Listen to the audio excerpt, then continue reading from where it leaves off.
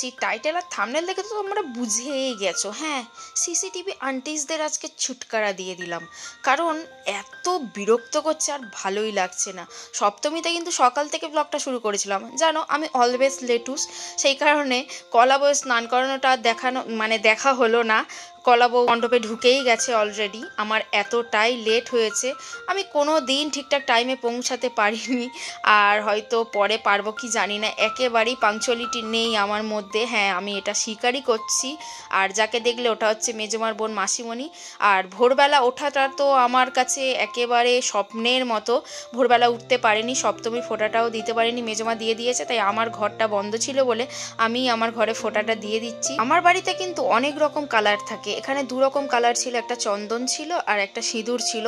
আমার বাড়িতে নীল থাকে, আরও অনেকে অনেক রকম কালার দেয়, বাট আমি দু রকমই দিলাম, যেহেতু দু রকম মেজমা করে রেখেছে সেই কারণে। অনেকে বাসন্তী দেয়, আরও কত রকম কালার, বেশ দেখতে ভালো লাগে, কালারফুল। কিন্তু জানি তোমরা অনেকেই ভাবছো যে পুজোতে আবার পুরনো শাড়ি পরেছে কেন, কারণ একটুখানির জন্য যাব, জাস্ট 2-4 মিনিটের জন্য, সেই কারণে আর নতুন শাড়ি বের করলাম না, এটাই পরে নিয়েছি যেটা সামনে ছিল। আর ওই যে বললাম আমি লেট, ওই কারণে নিচে যা ছিল তাই পরে চলে গেছিলাম, ওপরে আর আসিনি। তারপরে দেখা হচ্ছে পুরো সন্ধ্যেবেলাও একটু রেডি হয়ে নিয়েছি, কারণ মেজমারা ঠাকুরের লুচি টুচি করতে গেছে, অনেকক্ষণ আগে চলে গেছে, আমি একটু ঘুমিয়ে পড়েছিলাম, সেই কারণে আমার লেট, জানোই অলওয়েজ লেট। আমি সবসময় তাড়াতাড়ি যেতে চাই, বাট কেন লেট হয়ে যায় আমি বুঝতে পারি না, সাজার জন্য না, আমি একটু লেজি আছি, এটা নিজেও আমি মানছি।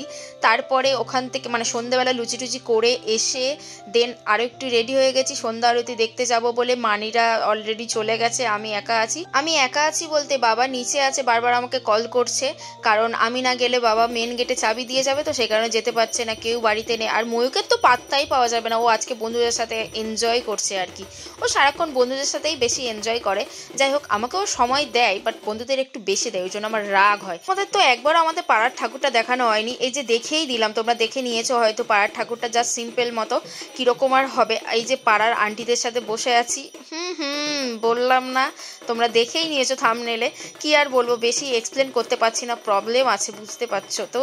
আমি যাই করি না কেন আমার শ্বশুর বাড়িতে অত প্রবলেম হয় না, মানি কোনোদিন আমাকে বলেনি যে তুমি কারোর সাথে মিশবে না। অনেকে হয় না যে না তুমি এর সাথে মিশবে না, ওর সাথে মিশবে না, সবসময় আমাকে এটাই বলে যে তুই সবাইয়ের সাথে মিশবি, যখন নিজে থেকে বুঝতে পারবি যে কে কীরকম, তখন তুই নিজেই সরে আসবি, আমাকে বারণ করতে লাগবে না। এটা কিন্তু সত্যি, মানুষ নিজে থেকে বুঝে গেলে তখন সে নিজেই সরে আসে, কাউকে বারণ করতে লাগে না। আর আমার কোনো ড্রেস পরা নিয়ে কোনো দিন প্রবলেম ক্রিয়েট করেনি, আমার বর করেনি, আমার শ্বশুর করেনি, আমার শাশুড়ি মা করেনি, কেউই করেনি। কোনো দিন বলে না যে তুই জিন্স টপ পরবি না, বলে যে হ্যাঁ তুই পর, কোনো প্রবলেম নেই। কিন্তু কোনো ড্রেস হয়তো খারাপ লাগলো, হয়তো একদম ছোট ক্রপ টপ, তখন বললো যে তুই সেটা বাপের বাড়িতে গিয়ে পড়িস, কারণ এখানে অনেকে অনেক কথা বলবে যেটা হয়তো শুনতে খারাপ লাগবে, তুই সেটা ওখানে গিয়েই পড়িস, যেখানে যেমন তুই সেখানে তেমনই ড্রেস পরিস। ড্রেস নিয়ে কখনো কোনো প্রবলেম ক্রিয়েট করে না, সংসারে থাকতে গেলে তো মনোমালিন্য হতেই পারে, সেটা কি আর ধরার।